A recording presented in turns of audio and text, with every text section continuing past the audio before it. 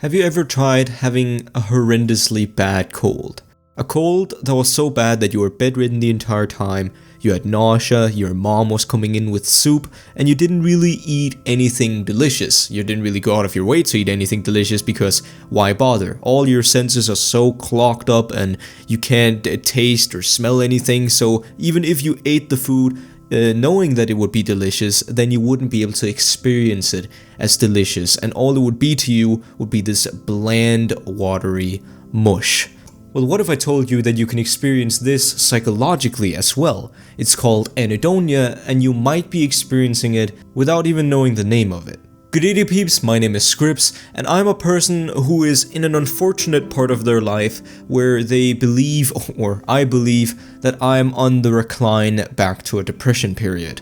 And that's not in a self-diagnosis sort of way, it is a clinical diagnosed depression. And that absolutely sucks. It's something that's hard to remain optimistic about, but I try my best anyways. And to be honest, I already kind of expected it, and I was aware that it might come back because relapses usually happen a couple of years after you've experienced your first bout of depression. But no matter how much it sucks, then you start to learn a bit, you start to observe a bit, and you also start to analyze the specifics of depression and the specific emotions of depression. And I've managed to track down one specifically, which I'm going through right now, which I find really interesting because I'd never heard the term before.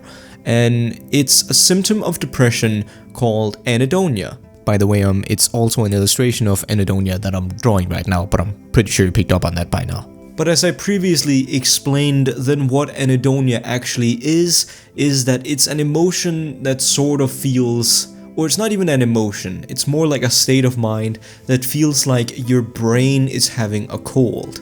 Not your body feels completely fine, I feel completely fine, I can still exercise pretty often whenever I get the motivation to do it.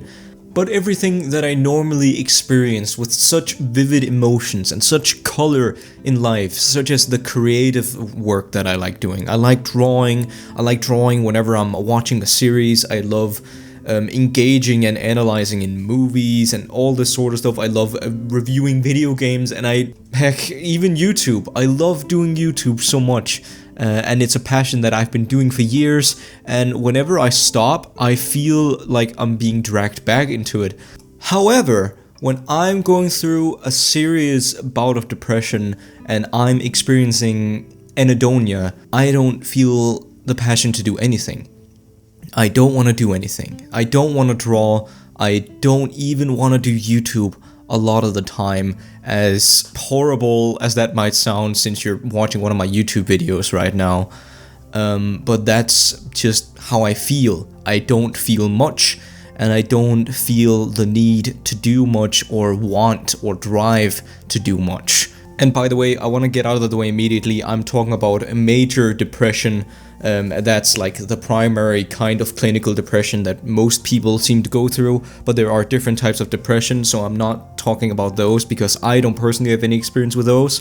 But I think, or my theory at least, is that when everything is said and done, when you've experienced all the tantrums and all the nightmarish things that depression can do to you, and you are going through depression for like your second or third time, this is what you're left with. This is the definition of what a depression period is, with actually all the other stuff that kind of arises from a depression period being a lot of side effects of that.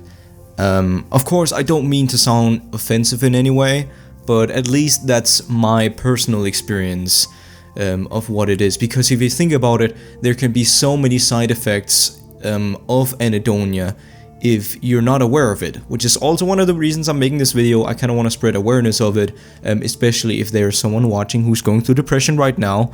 I want to share this because ANHEDONIA makes you not want to do anything.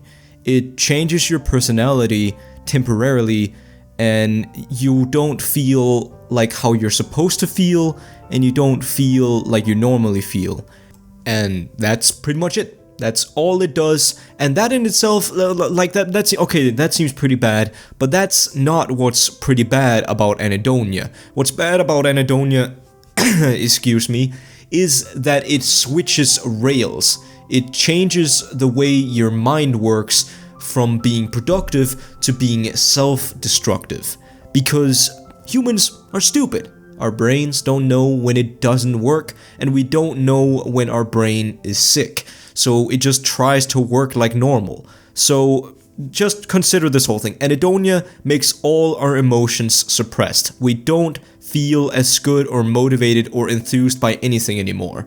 So if this is the case for a relationship, imagine you have anhedonia when you're in a relationship, and even though the relationship might be fine, you might be in the freaking love relationship of your life, your brain will start to look for reasons why it doesn't get as stimulated by this relationship as it did before. Even though you might be aware that you have anhedonia, your brain doesn't know that, and you will try to look for answers such as, I'm a horrible person for not liking this person as much as I did before, or this person maybe isn't for me, maybe I'm dating the wrong person, and you're looking for solutions to a problem which is entirely in your head. And that is what's really dangerous about anhedonia if you're not aware of it. That sentence I said a few minutes ago about me not feeling or not wanting to do YouTube as much when I have depression, that is something I could not even fathom when I was going through depression the first time around. I felt so bad all the time that I didn't feel passionate about doing YouTube anymore, and I self-guilted myself to hell to the point where I actually almost combusted and I had to shut down the channel completely because I felt so bad about it. But now I can say it because I know when I say I don't feel passionate about YouTube anymore, that's not actually me talking, that's the depression talking, and that's the anhedonia talking for me, because I know somewhere that if this were all to go away, I would still love doing YouTube. It would still be my creative way to express myself, and it would still be something that I love doing. It's just me that's the problem right now, and I don't feel as stimulated by it anymore because of this weird natural suppression system that I've got enabled at the moment. Now, knowing that doesn't make me immune. It doesn't make me immune to all the different things that depression can do to you.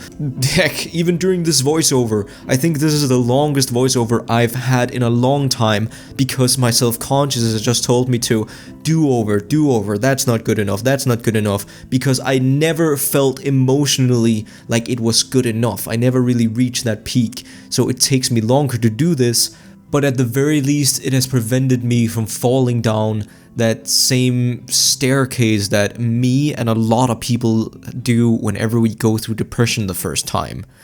So I find a lot of comfort in that, and I hope that you find a lot of comfort in that as well. If you go through depression now or ever, just keep that in mind, that you're not at fault for feeling the way you do when you have depression. That's not your fault. I got a huge bout of anger issues as well on top of that when I was going through depression. You're not at fault, and you just need to notice that, because if we actually go that far, then we will have dulled the knife of depression, or dulled the edge of the knife at least, and depression will reach a point where it's still depression. Depression still sucks, but it will no longer be a danger to us. It will no longer be a danger to our health, like it can be if you let it go absolutely rampant.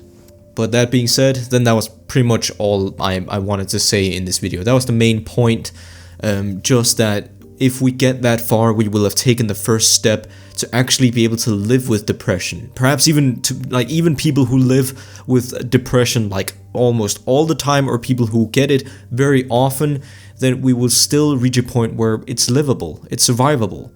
And I think that's fantastic if we can make it that far. But for me, right now, I'm in that exact place. Depression is livable because I understand it more than I did the first time around, and hopefully you guys understand it a little better as well. However, depression is still depression, and this is where like my own state of the channel kind of comes in at the moment. Everything feels stalled, and that means my creativity, my motivation to do creative work, and my productivity has all very much been dulled down. Whenever I try to think of ideas for anything to record, it usually gets either squished by my self-conscience, or then I just find it really hard to come up with. So on that part, I want to say, first of all, sorry for having a weirdly serious, deep-toned, rambly video, but at the same time I feel like it's important. And second, I just want to say sorry if I haven't been able to produce that much content, but I could actually use you guys' help on this one. I want you guys to help me steer the wheel a little bit and give me some advice on what stuff to record. If you find a cool game or something, whatever video I've recorded prior, just post on that video a recommendation for a game to play. I know a lot of channels actually look down on people spamming recommendations for stuff, but I very much welcome it at the moment. It doesn't even have to be a game. It could also just be an idea for something to draw, or for some sort of theme to draw and talk about. And then, you know, half the work will be pretty much done, and I'll have a direction to go. Because right now, that's what I find really tough, finding exactly what I want and what you guys want to see. But anyways, thank you all so much for watching, especially if you watched to the end. And I'll catch you all in the next one. Peace.